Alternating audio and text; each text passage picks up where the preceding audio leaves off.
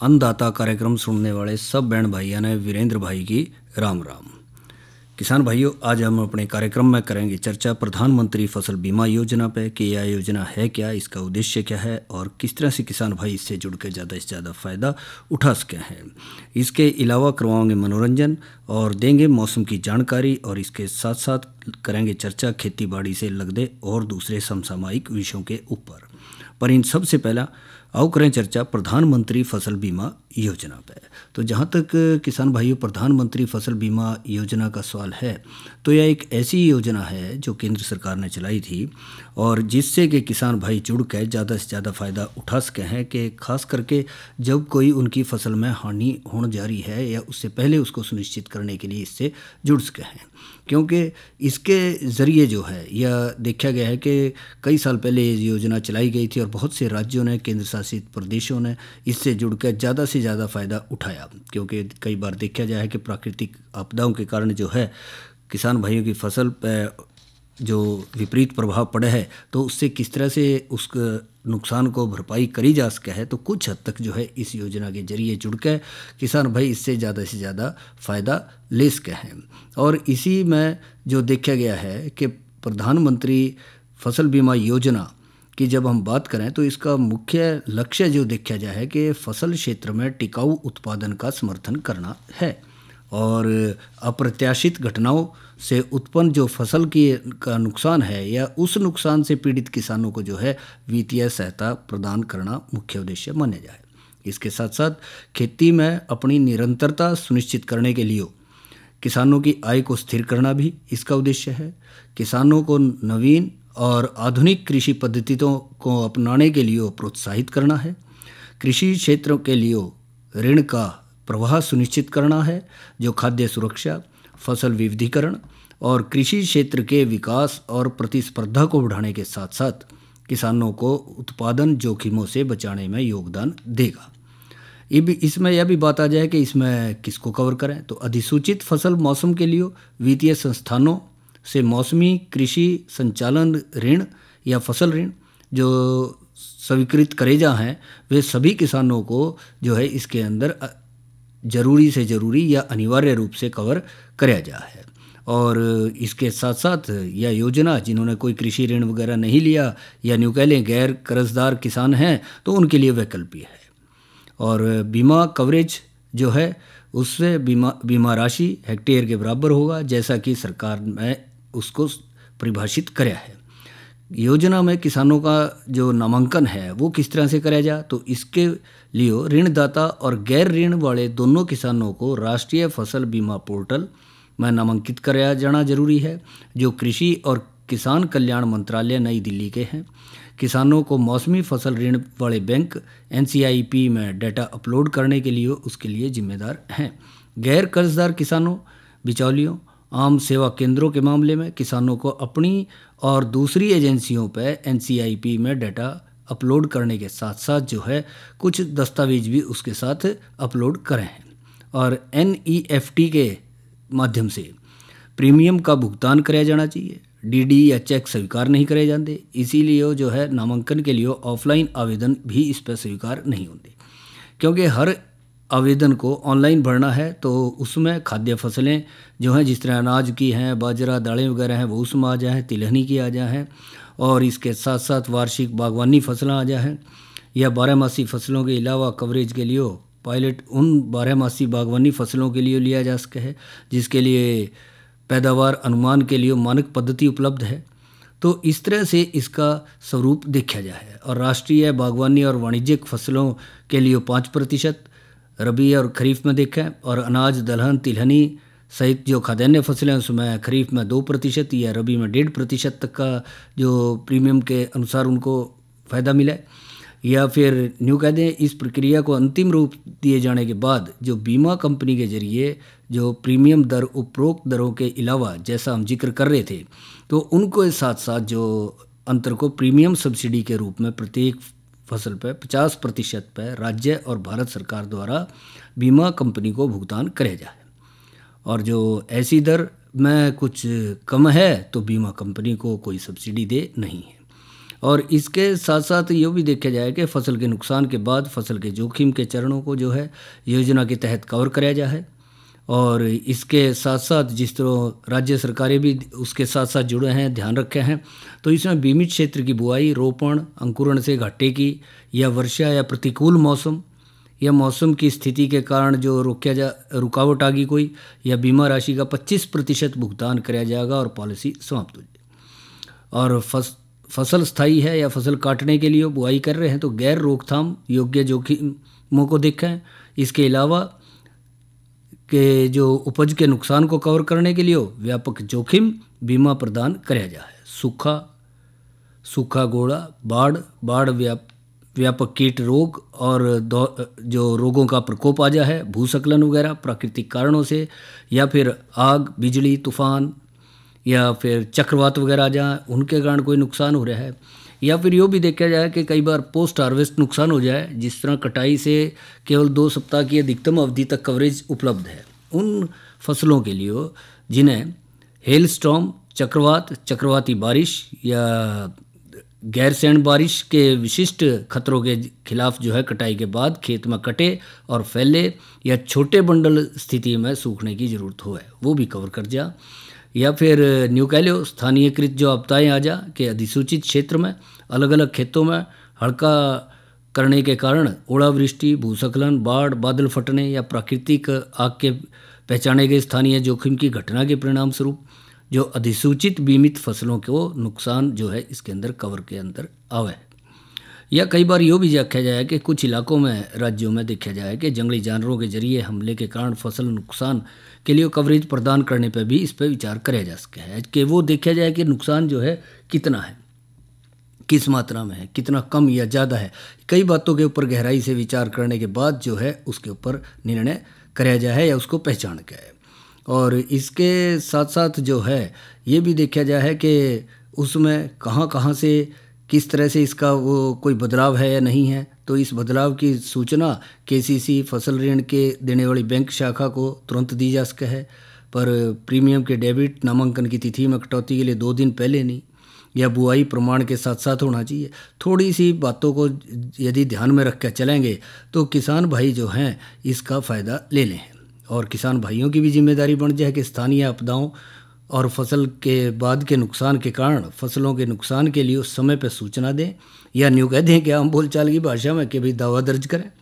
ये सुनिश्चित करें कि बीमित फसल बुआई फसल के समान हो। तो ऐसी कुछ बातें जब जुड़ के चलेंगी तो उसमें देखेंगे किसान भाई इससे जुड़ के ज़्यादा से ज़्यादा फ़ायदा ले सके हैं, और यही इस योजना का मुख्य उद्देश्य है, यानी कि प्रधानमंत्री फसल बीमा योजना का। तो भाइयों, या तो करी हमने चर्चा प्रधानमंत्री फसल बीमा योजना पे, और इब करवाएंगे मनोरंजन, तो आओ सुने या राग।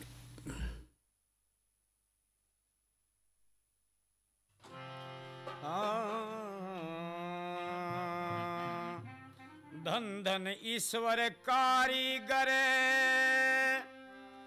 या रचना खूब रचाई जी, कहाँ बैठे निर्माण करे ना देते कहीं दिखाई जी।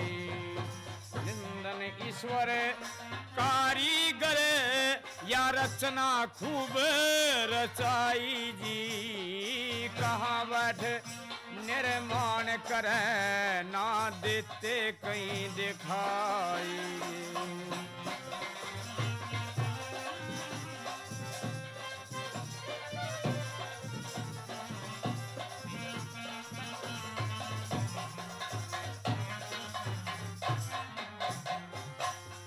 मानव पशु परिंदे पौधे तरवर बिन विधाता जी, बीज फूल फल कई तरह के ये रंग महक बिखराता जी, जड़ी बूटियां गुणकारी कुछ व्यर्था नहीं रचाता जी, वैदन बजिया बन के तू ही सुख में जीवन दाता जी, वैदन बजिया बन के तू ही सुख में जीवन दाता जी। कर्म भोग सुख दुख पाने की, कर्म भोग सुख दुख पाने की ये चरखी खूब चलाई जी। अन्न जल वस्त्र और सुविधा दुविधा ये ठीक समय भुगताई जी।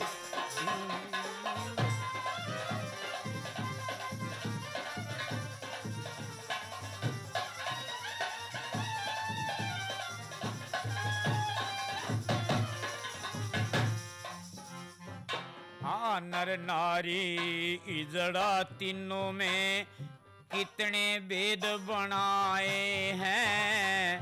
भगत में भक्ति, नारी में जुगती, पापी में पाप जगाए हैं। विश्व नकल गुण वेद सभी नर देही में ही सजाए हैं। एक से बढ़कर एक अनोखे ये कलाकार दिखलाए हैं।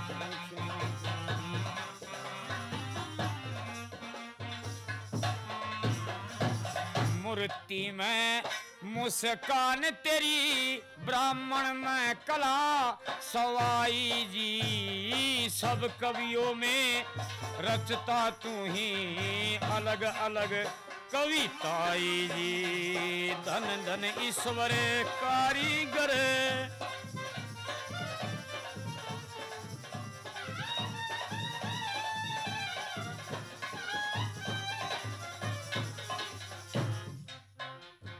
हाँ मकड़ी जाला गरबैया कचुए की गर चमकती है। शेप ताकू जहर सांप में ये मोर की शान धमकती है।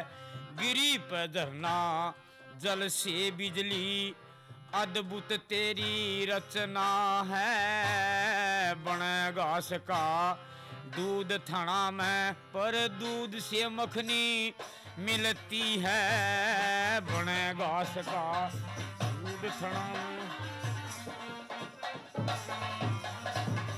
नारियल में जल गिरी ठोस, गन्ने में रस सुखदाई जी। तिल सरसों में तेल, आंब नींबू में भरी खटाई जी। धन धन ईश्वर कारीगर ये रचना खूब रचाई जी।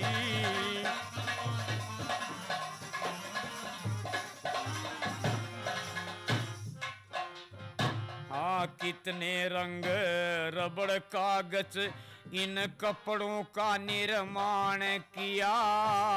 मधु सुधा विष बारूद अग्नि सुख दुख का सम्मान किया। टेलीविजन फोन रेल एक रॉकेट वायुयान किया। इस कंप्यूटर की कला मशीनों का साधन भगवान किया। कंप्यूटर की कला मशीनों का साधन भगवान किया। हाथ जोड़ प्रणाम ये स्वामी, बार में बार बधाई जी। सारे गुण तो कैसे करूं, पर कुछ तो करूं बड़ाई जी। धन धन ईश्वर कारीगर ये रचना खूब रचाई जी।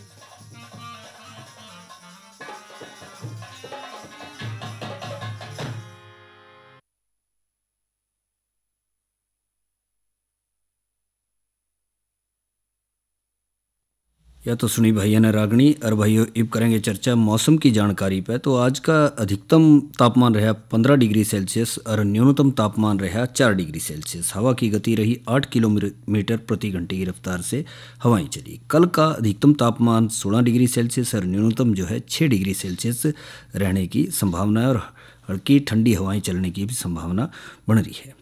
जहाँ तक कल के कृषि कार्यक्रम का सवाल है, तो कल को हम अपने कार्यक्रम में करेंगे चर्चा प्रधानमंत्री सिंचाई योजना पे।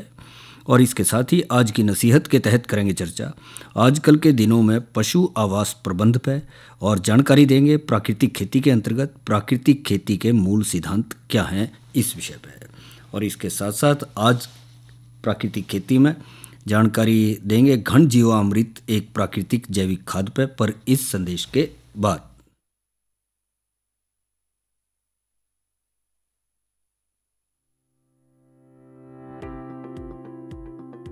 ये है नया बदलता भारत, जहां कृषि को मिल रही है तकनीक की ताकत। आज युवा किसानों की आधुनिक दृष्टिकोण और नवाचार कृषि में नई उम्मीदें जगा रहे हैं। आधुनिक कृषि की ये नई तस्वीर खेती को प्रभावशाली और सुसंगत व्यवसाय बना रही है। कृषि के पुराने तरीकों से कीट, रोग और मौसम में उतार चढ़ाव जैसी समस्याओं का समाधान संभव नहीं है। इस बात को समझते हुए माननीय प्रधानमंत्री श्री नरेंद्र मोदी जी ने कृषि को भी धीरे धीरे हाईटेक बनाने की पहल की है। ड्रोन टेक्नोलॉजी हमारे कृषि सेक्टर को दूसरे लेवल पर ले जाने वाली है। किस जमीन पर कितनी और कौन सी खाद डालनी है, मिट्टी में किस चीज की कमी है, कितनी सिंचाई करनी है, ये भी हमारे यहाँ अंदाजे से होता रहा है। ये कम पैदावार और फसल बर्बाद होने का बड़ा कारण रहा है। लेकिन स्मार्ट टेक्नोलॉजी आधारित ड्रोन यहां भी बहुत काम आ सकते हैं। प्रधानमंत्री जी के दूरदर्शी नेतृत्व में केंद्रीय कृषि एवं किसान कल्याण मंत्रालय बड़ी तेजी से किसानों को टेक्नोलॉजी से जोड़ रही है। सरकार कृषि कार्यों के लिए ड्रोन के उपयोग को प्रोत्साहित कर रही है। किसान ड्रोन कृषि उद्योग में क्रांति ला रहा है। यह तकनीक भारतीय कृषि समुदाय का भविष्य है। ड्रोन का प्रयोग पारंपरिक खेती के तरीकों को बदल रहा है। ड्रोन एक आधुनिक तकनीक एक नई आई है, जिससे हमें उससे बहुत फ़ायदा हो रहा है। जो दवाई डाल देते हैं ड्रोन में उड़ के स्प्रे करती है जैसे, और दवाई भी छिड़कती है, हमें बचाव होता है, शरीर का बचाव होता है, उससे बहुत सारे फ़ायदे हैं। पहले हम स्प्रे करते थे मशीन में 100 लीटर पानी 200 लीटर पानी में 1 किलो की स्प्रे होती थी। अब उसमें 10 लीटर पानी में 1 किलो की स्प्रे होती है। अत्याधुनिक तकनीक, हाई रेजोल्यूशन कैमरों और उन्नत सेंसर्स से लैस किसान ड्रोन भारतीय कृषि क्षेत्र की काया पलट करने की क्षमता रखता है। कीटनाशकों और उर्वरकों का छिड़काव, हवाई निगरानी, फसल और मृदा स्वास्थ्य की निगरानी, बीजारोपण, क्षतिग्रस्त फसलों का आकलन और फसल बीमा के दावों का तेजी से निपटान के अलावा फसलों के स्वास्थ्य संबंधी रियल टाइम जानकारी दे सकता है। यह कीटों, बीमारियों और पोषक तत्वों की कमी की पहचान कर सकता है। इसकी मदद से समय रहते किसान अपनी फसलों की सुरक्षा के उपाय कर सकते हैं। इससे सबसे बड़ा फायदा है कि आप इसमें दवाई डाल के और इसको भर के छोड़ देंगे, पूरे खेत में करके वापस वहीं आ जाएगा। आप जैसे खेत में नहा धोकर गए थे वैसे के वैसे वापस आओगे। साथ ही किसान ड्रोन का प्रयोग स्वामित्व योजना के अंतर्गत भूमि अभिलेखों के डिजिटलाइजेशन और पशुधन ट्रैकिंग के लिए भी किया जा सकेगा। वैसे तो किसान ड्रोन आज देश की जरूरत है, पर ड्रोन चलाने के लिए प्रशिक्षित ऑपरेटर्स की कमी, ड्रोन के रखरखाव की चुनौती और ड्रोन चलाने के लिए जरूरी सुरक्षा निर्देशों की जानकारी की कमी जैसी कुछ समस्याएं अभी भी बनी हुई हैं। इन समस्याओं के निदान के लिए केंद्रीय कृषि और किसान कल्याण मंत्रालय ने कई पहल किए हैं, जिनमें नीतिगत परिवर्तन भी शामिल हैं। कृषि मंत्रालय द्वारा कृषि संस्थानों को 10 लाख तक का अनुदान, व्यक्तिगत किसानों की सहकारी समितियों जैसे CHC और FPO को भी ड्रोन की खरीद के लिए वित्तीय सहायता मिलती है। किसानों के खेतों में ड्रोन के लिए फार्म मशीनरी प्रशिक्षण और परीक्षण संस्थानों FMTTI, भारतीय कृषि अनुसंधान परिषद ICAR संस्थानों, कृषि विज्ञान केंद्रों तथा राज्य कृषि विश्वविद्यालयों को कृषि यंत्रीकरण उप मिशन के तहत आकस्मिक व्यय के साथ ड्रोन लागत की 100% दर पर वित्तीय सहायता प्रदान की जाती है। वित्तीय सहायता और अनुदान प्रदान करने के अलावा ड्रोन फैसिलिटेशन सेंटर का विकास भी किया जा रहा है। कुशल ड्रोन ऑपरेटर्स की कमी को पूरा करने के लिए प्रशिक्षण कार्यक्रम चलाए जा रहे हैं। प्रशिक्षित किसानों की डीजीसीए द्वारा सभी जरूरी औपचारिकताएं प्रशिक्षण केंद्रों में ही पूरी कर ली जाएं, यह भी सुनिश्चित किया जा रहा है। ड्रोन प्रौद्योगिकियों के अनूठे लाभों को ध्यान में रखते हुए मंत्रालय ने ड्रोन के जरिए 10 तरह के फसलों पर कीटनाशक के छिड़काव हेतु मानव संचालन प्रक्रिया SOP जारी किए हैं। आधुनिक कृषि उद्योग एक महत्वपूर्ण मोड़ पर है। कल तक जो किसान संसाधन के अभाव में मजबूर था, वो अब तकनीक की ताकत से मजबूत हो रहा है। नए भारत की नई तस्वीर गढ़ रहा है।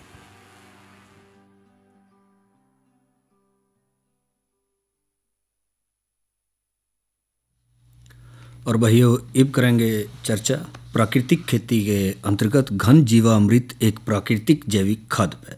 तो जैसे भाइयों आप जानें कि खेती में अच्छी फसल उत्पादन लेने के लिए और फसलों को अच्छा सुरक्षित रखने के लिए ये ज़रूरी है कि समय समय पर हम उनकी देखभाल करें, और उसके लिए हम खेतों में बहुत से उर्वरकों का भी इस्तेमाल करें हैं। इसके अलावा जो कीटनाशी हैं या रोगनाशी हैं उनका भी इस्तेमाल करें हैं, या खरपतवार नाशियों का भी इस्तेमाल करें हैं। पर वो कई ऐसे रसायन हैं जो कि फसल पे भी, खेत में भी और मनुष्यों के स्वास्थ्य पे भी, जिनका कई बार कुप्रभाव देखा जाए। तो इसीलिए जो है धीरे धीरे प्राकृतिक खेती की तरफ आना पड़ रहा है, और उसको देखते हुए जो कई तरह के खाद भी हैं या कई तरह की दवाइयाँ भी हैं जो प्राकृतिक खेती के अंतर्गत तैयार करी जाए, और उनसे भी इस्तेमाल करके किसान भाई भरपूर फ़ायदा उसका ले सके हैं। ऐसे ही इनमें एक घन जीवामृत जो है एक प्राकृतिक जैविक खाद है। यो जीवामृत जो है एक उपचारित जैविक खाद है। इस खाद को ज़मीन में या फिर फसल में आसानी से इस्तेमाल किया जा सके है। बात यह है कि इसने बनावे किस तरह। तो जहाँ तक इसके बनाने का सवाल है, तो इसके लिए 200 किलो सूखा हुआ या फिर छाने हुआ गोबर का खाद लेना है। इसमें 20 लीटर जीवामृत अच्छे से मिला दें, और अच्छे से मिलाने के बाद खाद का ढेर बनाकर जूट की बोरी से उसने ढक दें, और यो जो है प्रक्रिया लगभग 48 घंटे तक करें, और 48 घंटा इसने ढक के छोड़ दो।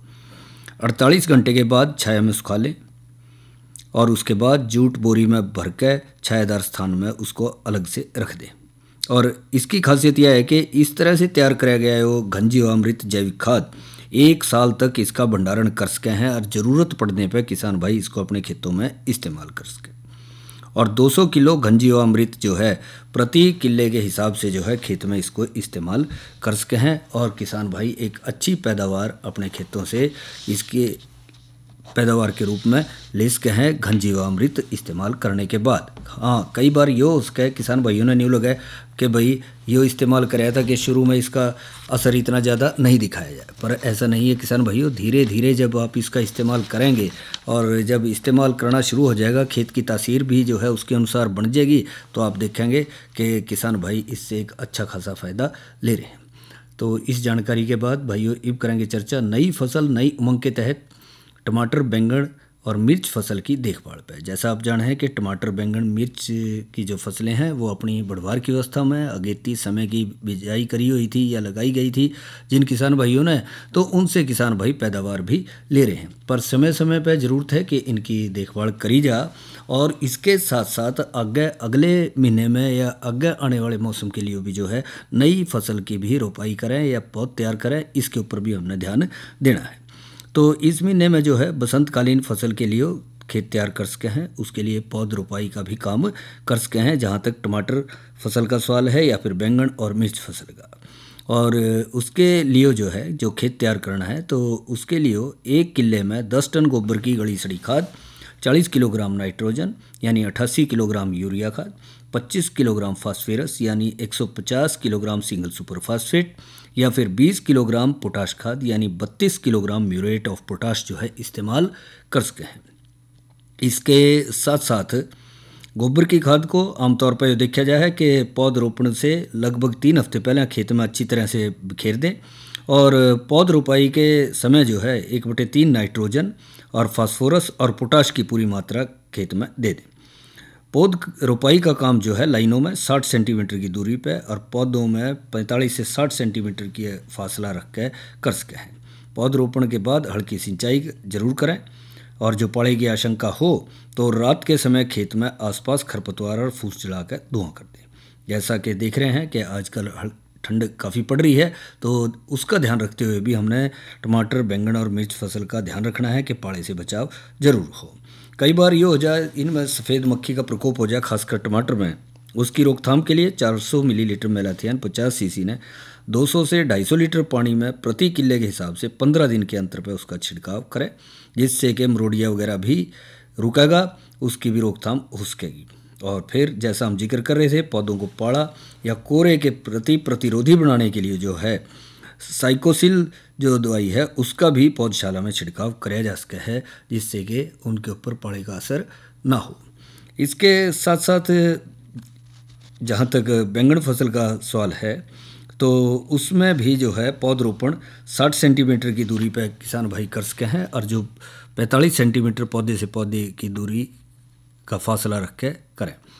जो हमारी सर्दियों की फसल चल रही है उसकी काट छांट करके भी फसल ली जा सके है और ऐसा करने के लिए जो है सभी पाड़ाग्रस्त टहनियों को काट दें जिन पर ठंड का पाले का असर दिखाई दे रहा है और खेत में सही खाद पानी दें समय के मौसम के अनुसार, क्योंकि इससे आप अगेती फसल प्राप्त करेंगे, खासकर बैंगन की जो आने वाले समय में होगी। उधर से आप नई बसंतकालीन फसल भी लगा सके हैं और साथ साथ जो पुरानी खरीफ के मौसम की लगाई हुई बैंगन की फसल चली आ रही थी तो उसने या पहली सर्दियों के शुरू में लगाई थी उसकी हल्की काट छाट करके देखभाल करके आप उससे अच्छी पैदावार ले सके हैं।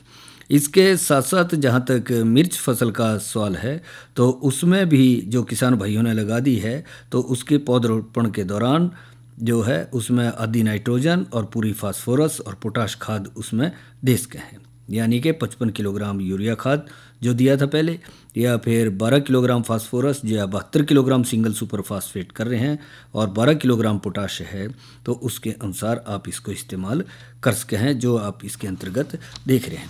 इसके साथ साथ कई बार देखा जाए चेपे का प्रकोप जो है आगे चलकर थोड़ा सा इन पर देखा जा सका है फसलों पर, जो कि एक कीट हरे रंग का है, पत्तों, टहनियों, फूलों में जू की तरह चिपका रहेगा और असंख्य जिनकी कोई संख्या ही नहीं है, भारी मात्रा में जो है कई बार प्रकोप इनका हो जाए तो उसकी रोकथाम के लिए जो है 30 मिलीलीटर डाइमेथोएट या रोगोर 30 ईसी ने, ऑक्सीडेमेटॉन मिथाइल मेटासिस्टॉक्स के नाम से भी मिल जाएगी 25 ईसी ने, 200 से 250 लीटर पानी में घोल तैयार करके इसका छिड़काव किसान भाई कर सकें। ज़रूरत पड़ने पर 10 दिन के अंतराल पर इन फसलों पर इसका छिड़काव दोहराया जा सके है।